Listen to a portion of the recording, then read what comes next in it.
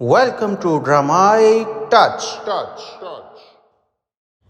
دوستو، drama serial مجھے قبول نہیں کہ ایپیسوڈ 3 کے کریٹیکل ریویو کے ساتھ حاضر خدمت ہیں۔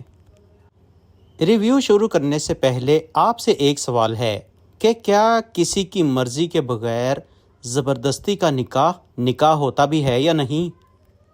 اس لیے ماہرہ کا سلمان سے بچپن میں ہونے والا زبردستی کا نکاح بھی ہے یا نہیں؟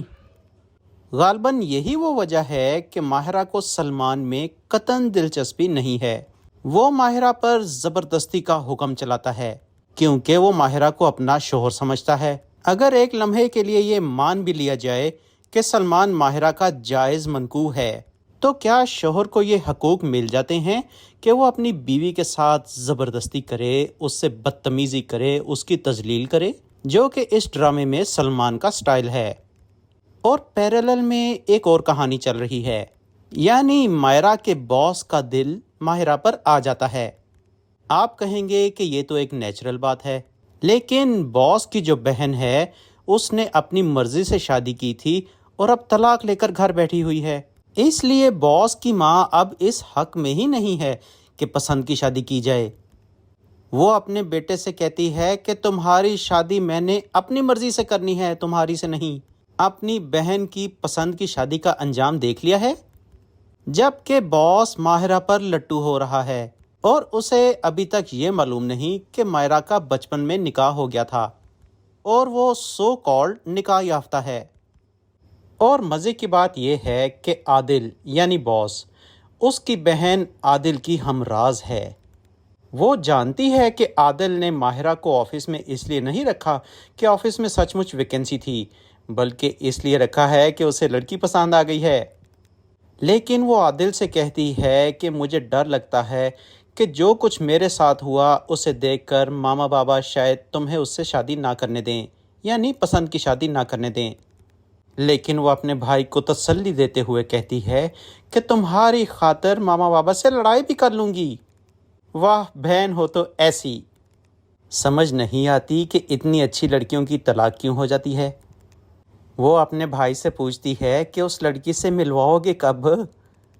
تو ناظرین، ان دونوں بہن بھائیوں کو ماہرہ کی بیک گراؤنڈ کا نہیں پتا۔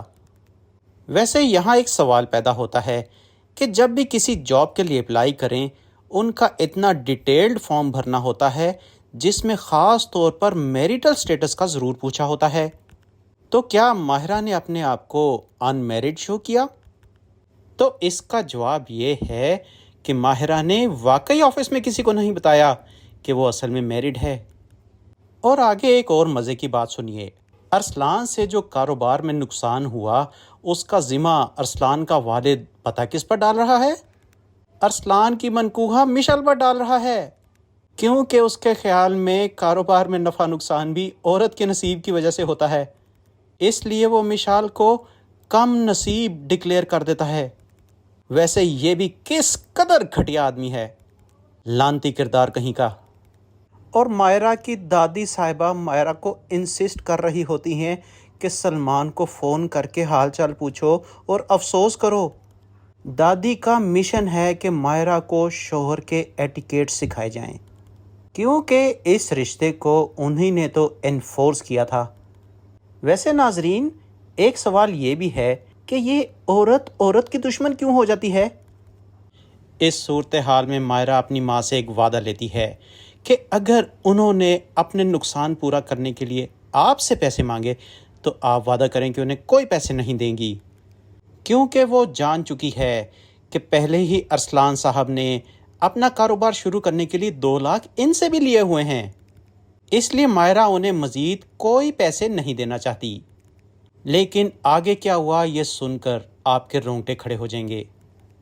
لیکن پہلے یہ سنیے، سلمان ماہرہ کو فون کر کے کہتا ہے کہ تمہاری جہاں جاب ہوئی ہے وہاں کا مجھے ایڈریس دے دو۔